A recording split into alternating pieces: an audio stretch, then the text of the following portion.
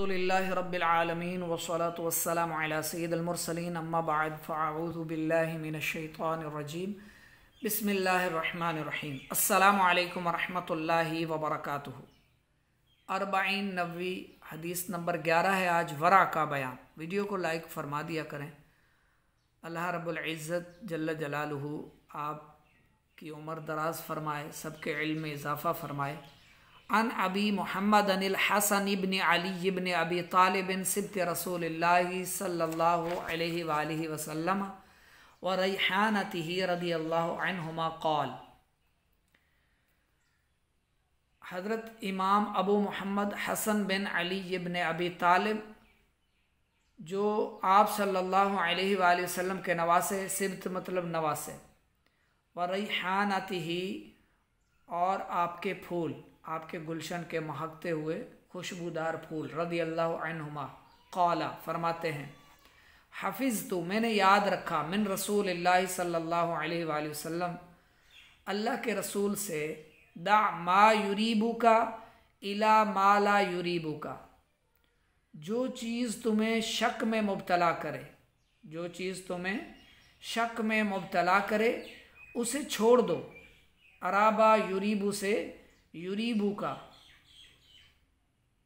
दा मा युरीबु का इला मा ला युरीबु का, जो चीज़ तुम्हें शक में डाले उसे छोड़कर जो चीज़ तुम्हें शक में मुब्तला न करे उसे अपना लो, उसे इख्तियार कर लो।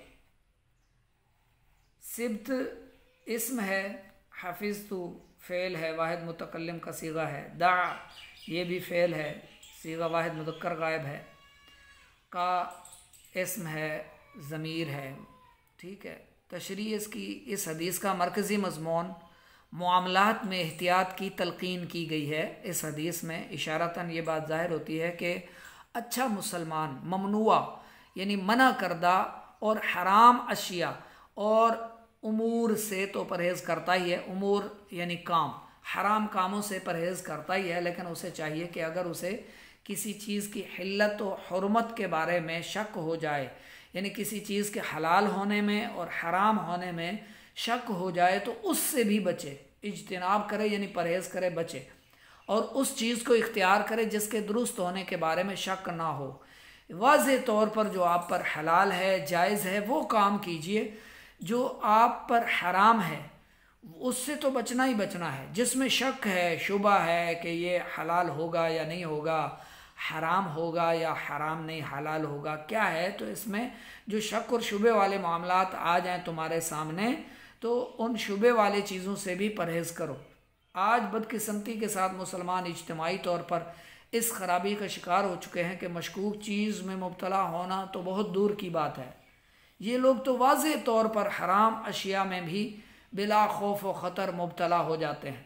करप्शन को ले लीजिए, रिश्वत को देख लीजिए, सूदी लेन देन, सूदी निज़ाम को देख लें, औरतों की बेपर्दगी को देख लें, फिर मर्द हजरात की दुयूसियत चेक करें, इनका औरतों को पर्दे की नसीहत ना करना, इसी तरह चोरी, डाका, राहज़नी, दूसरों को धमका कर उनसे माल हासिल करना, माल लूट लेना, छीन लेना, गसब कर लेना, उधार लेकर वापस ना देना, कितने ऐसे हराम अफ़आल हैं जो वाज़ेह हराम हैं।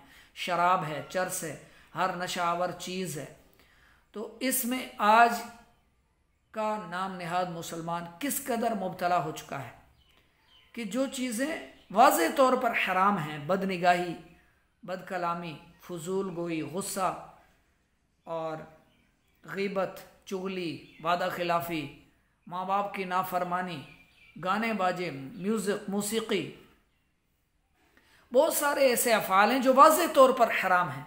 लेकिन आज आपको हर लड़का और बदकिस्मती से आज के दौर की लड़की कानों में हैंड फ्री डाले, वो म्यूज़िक में मस्त है, गाने बाजों में, हराम अफ़आल में मुब्तला हो चुके हैं।